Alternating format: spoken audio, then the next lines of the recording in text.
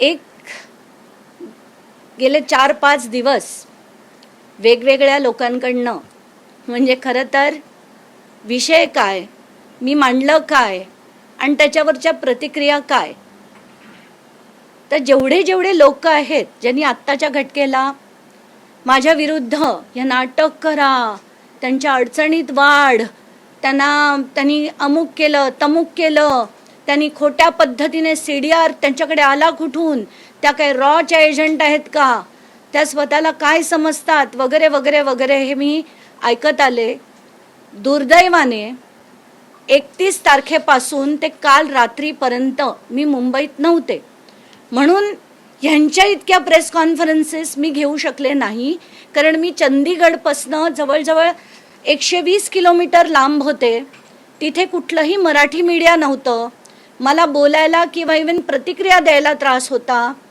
तिथे मी ANIला सुद्धा reach out करण्याचा प्रयत्न केला, पण तिथे मीडिया नसल्यामुळे मला माझी प्रतिक्रिया देताच येईना. आणि जो उठतोय तो वाटेल ते बोलतोय, जो उठतोय तो वाटेल ते बोलतोय. तर आज मला हे सगळं इन डिटेल सांगायचंय. संजय राऊत म्हणतात मी काय रॉयची एजंट आहे का. सुषमा अंधारे त्यांच्याकडे तर असंख्य, त्यांचा विषयच मुळात दमानिया असतो.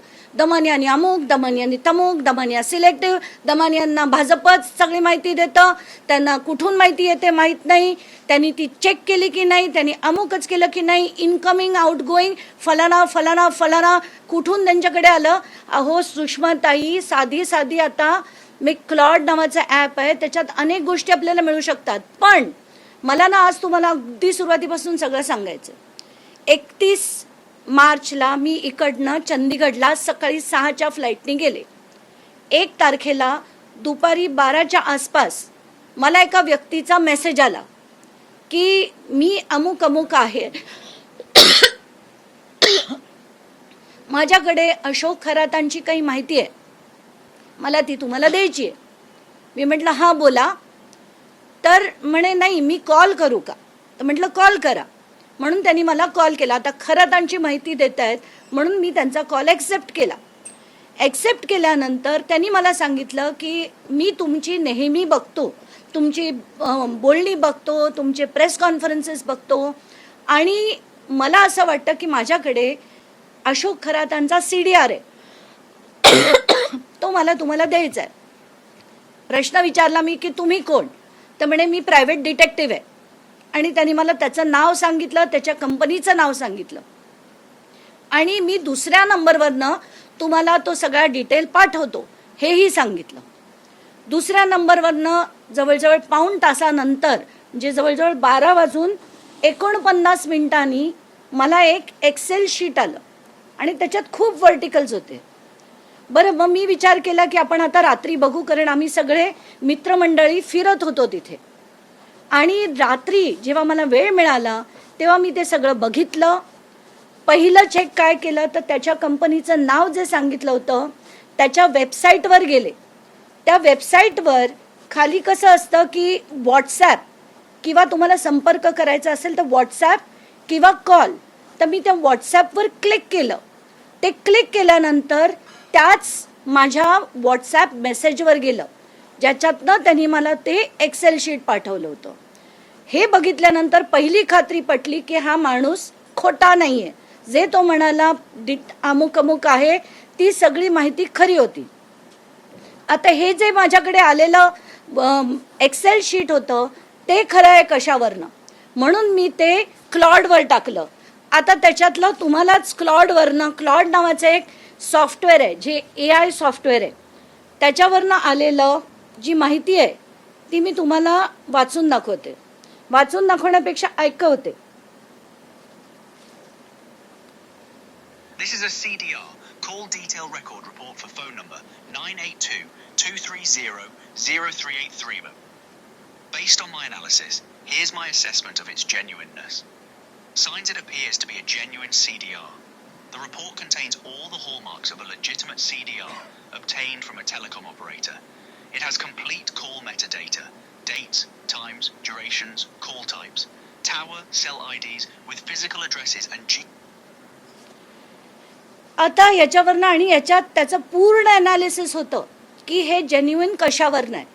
मग मला जेव्हा कळलं की हे जेन्युइन आहे, मी सकाळी दुसऱ्याच दिवशी, हे रात्री मी कळलं मला, दुसऱ्या दिवशी सकाळी 7:47 मी दाते सरांकडे हे पहिलं पाठवलं. त्यांना असंही सांगितलं माझ्या मेसेजमध्ये की सर, कदाचित कोणीतरी हे मुद्दाम माझ्यापर्यंत पोचवलंय का, कारण ती माझ्या मनात शंका होती. हे मी 2 ठिकाणी बोलून दाखवलं, एक दाते सरांच्या मेसेजमध्ये आणि दुसरं मुंबई तकचा जो अभिजित कारंडे बरोबर झालेल्या इंटरव्ह्यूमध्ये सुद्धा मी म्हटलं की अमुक कसं असतं, ॲक्टिव्हिस्टना कधी कधी वापरलंही जातं. तर ही माहिती मुद्दाम माझ्याकडे दिली आहे का मला माहीत नाही, पण ही साधी माहिती आल्यानंतर त्याचं आता असेसमेंट कसं करता येतं, कारण त्या ज्या सो कॉल्ड अंधारेबाई आहेत त्या म्हणत होत्या यांच्याकडे समोरी काय 177 कॉल काय, इनकमिंग काय, आउटगोईंग काय, कसं आलं, तर तुम्हाला तेही दाखवते कसं आलं. कॉल हिस्ट्री घातल्यानंतर त्याच्यात मी टाकला हा पहिला CDR. ही कॉपी टाकल्यानंतर ही बघा, ती टाकल्यानंतर आपण कुठचाही नंबर घालायचा की या नंबरवर, आणि याचं प्रात्यक्षिक सुद्धा मी आत्ताची ही पहिला टप्पा प्रेस कॉन्फरन्स संपल्यानंतर सगळ्या इथल्या पत्रकारांना देणार आहे. आणि हे खरं मला आज संजय राऊत, सुषमा अंधारे, जयश्री खाडीलकर, शशिकांत शिंदे सगळ्यांना द्यायचं होतं. ते म्हणाले ना की यांच्याकडे आले कुठून, यांनी केलं काय, यांनी मागितलं काय, तर कोणाकडनंही मी कधी जन्मात अशा इल्लीगल गोष्टी मागत नाही, असले इल्लीगल धंदे करत नाही. आणि माझ्याकडे जी माहिती आली ती पहिली मी यंत्रणांना पाठवली, ती मी दाते सरांना पाठवली, CM जे HM सुद्धा आहेत, गृहमंत्री आहेत ते त्यांना पाठवली, आणि तेजस्वी सातपुते मॅम ज्या SITच्या हेड आहेत त्यांना पाठवली. नंतर मी ती क्लॉडवर टाकली. त्याच्यात जेवढ्यांचे फोटो होते तेवढ्यांचे नंबर, काही नंबर माझ्याकडे होते, काही नंबर मी पत्रकारांकडनं घेतले आणि ते त्याच्यावर सर्च केले.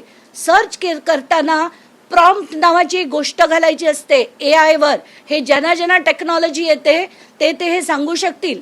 प्रॉम्प्ट म्हणजे काय, तुम्हाला त्याच्यातनं त्या सॉफ्टवेअरमधनं काय हवंय. तर मी समजा पहिला एक CDR टाकलाय आणि सांगितलं की एकनाथ शिंदेचा अमुक नंबर आहे, तो मला शोधायचा आहे. तो शोधल्याबरोबर धाड धाड धाड धाड त्यांची जी नंबर्स आहेत ते सगळे आपल्याला त्याच्यावर शोधता येतात. हे मी प्रात्यक्षिक आत्ता करून दाखवणार आहे. तुमच्या चॅनल्सला सगळ्यांना सांगणार आहे, त्याचा व्हिडिओ घ्या आणि तुमच्या चॅनलवर दाखवा.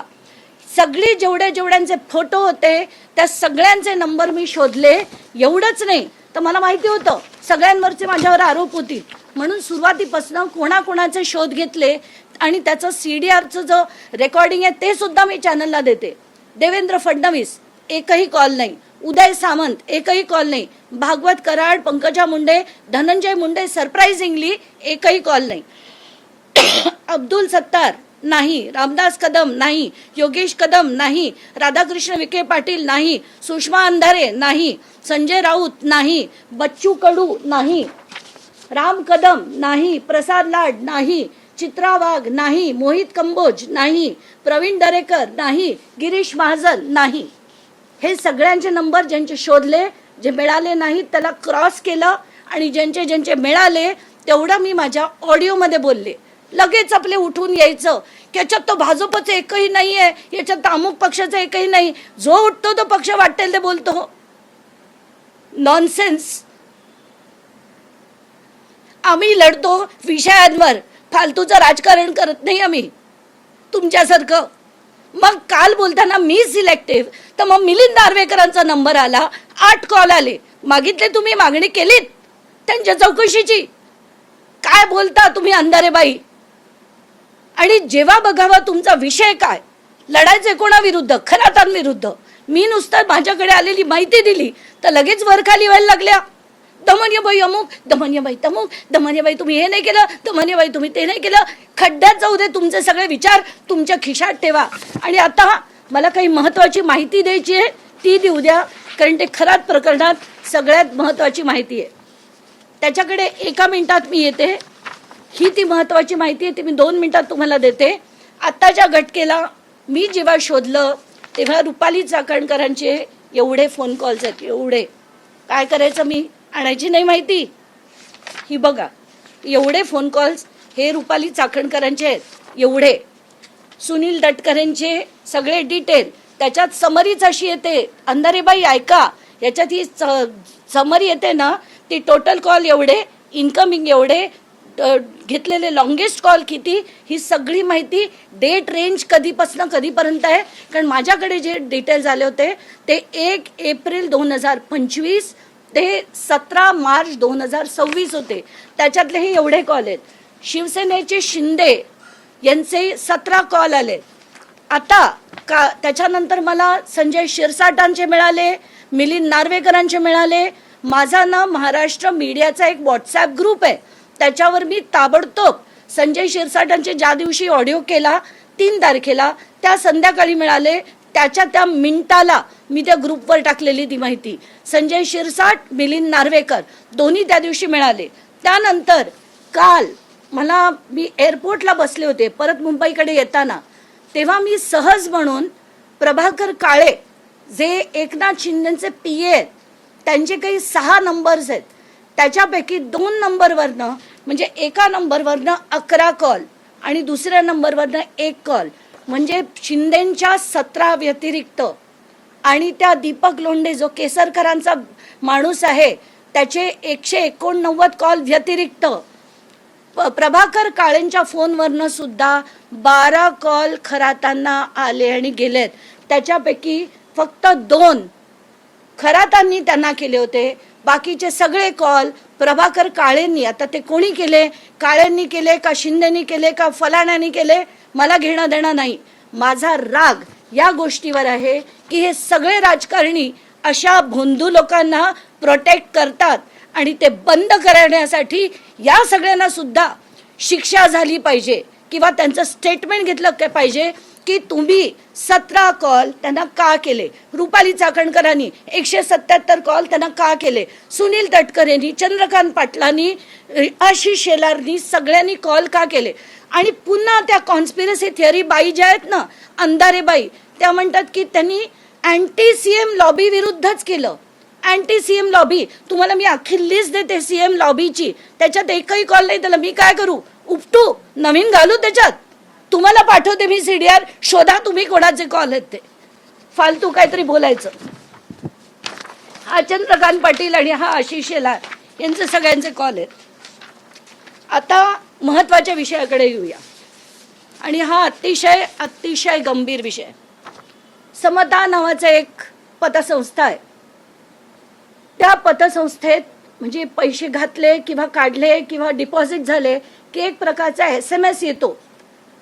आता ही माहिती अतिशय महत्वाची आहे आणि खरं तर हे सगळं मी आधी दाते सरांना भेटून देणार होते, म्हणून मी त्यांची सकाळची आज भेट मागितली होती. पण दाते सरांनी मला दुपारी 4 वाजता त्यांच्याकडे बोलवलंय आणि ही जी माहिती मी मांडली आहे, कारण मला कधीच काही लपवायचं नसतं, तर ही सगळी माहिती मी त्यांच्याकडे देणार आहेत. DG आहेत ते महाराष्ट्राचे, आणि शोधू देत त्यांना की कोणी दिली, का दिली, CDR माझ्याकडे कुठून आला, का आला, मी काय शोधलं, त्यांना कधी कळवलं, सगळं ते सांगतील. एवढंच नाही, आता पुन्हा आपण त्या सगळ्यात महत्वाच्या विषयाकडे येऊया. समता नावाची जी पतसंस्था ज्याची आता चौकशी चालू आहे, त्याचे पूर्ण वेळात म्हणजे 1 एप्रिल 2025 ते 17 मार्च 2026 कधी 1 मेसेज यायचा, कधी 7 मेसेज यायचे, महिन्याचे 7, 8, 2 असे मी पूर्ण काढले. दर महिन्याला किती मेसेज यायचे. पण आता महत्वाची हे ऐका, 27 जानेवारी म्हणजे अजित पवार गेल्याच्या, त्यांचा अपघात झाल्याच्या 1 दिवस आधी 17 SMS होते समताचे. 28 जानेवारी ज्या दिवशी अपघात घडला त्या दिवशीचे 19 मेसेज आहेत. 29 जानेवारी त्याच्यात 10 मेसेजेस आहेत. 30 जानेवारी 8 मेसेजेस आहेत. 31 जानेवारी 8 मेसेजेस आहेत. हे दिवसाचे आहेत, जेवढे कधी महिन्याचे पण नाही यायचे तेवढे एक दिवसात समताकडनं मेसेजेस आलेले आहेत.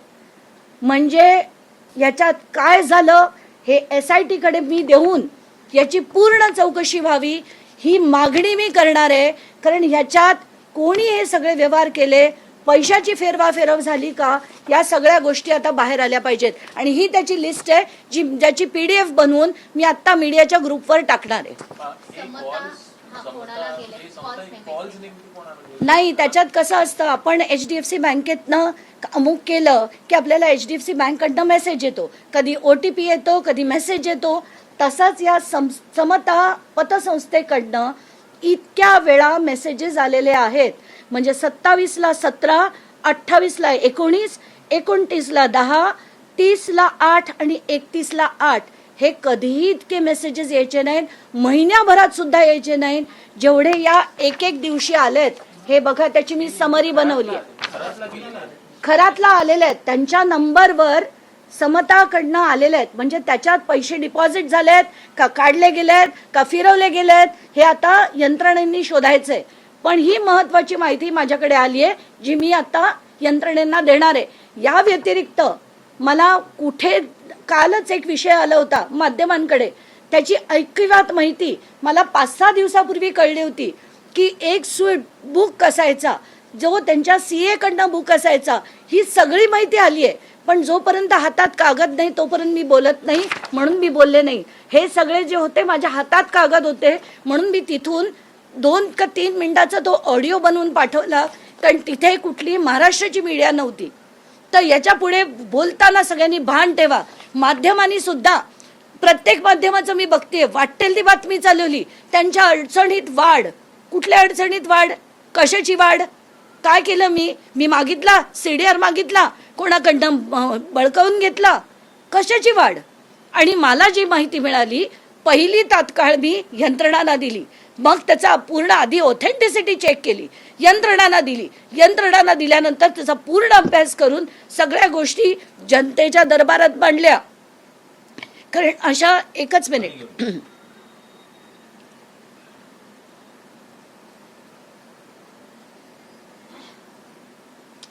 कारण प्रत्येक वेळेस समित्या बसतात, SITच्या चौकशा होतात, सगळं होतं, पण कधीही माहिती, खरी माहिती जनतेपुढे येत नाही. हिम्मत आहे कोणाची SITची की कुठल्याही यंत्रणेची की शिंदेचे एवढे कॉल झाले होते, लोकांपुढे आलं असतं का कधी? कारण आपल्याला काय सांगितलं गेलं, आमचा त्यांचा काही संबंधच नव्हता. त्या रुपाली चाकणकर काय म्हणाल्या, मला ते गुरुस्थानी होते. मग 177 कॉल कशाला गेले? गुरुला कोणी 177 कॉल करतं का एका वर्षाच्या आत? आणि एवढे मिनिटं बोलणं झालं. एकनाथ शिंदेना विचारण्याची गरज नाहीये की तुम्ही हा कॉल केलात, 21 मिनिटाच्या कॉलमध्ये एक उपमुख्यमंत्री काय बोलले त्यांच्याशी? आम्हाला आम्ही विचारणार नाही. आणि माझा लढा, त्याच्यातले मी काय केलं होतं, जेवढे नंबर्स होते टॉप कॉल्स केलेले, ते 30 नंबरपर्यंत मी सेलफोनवर डोळे झिजले, पण शोधले मी ते.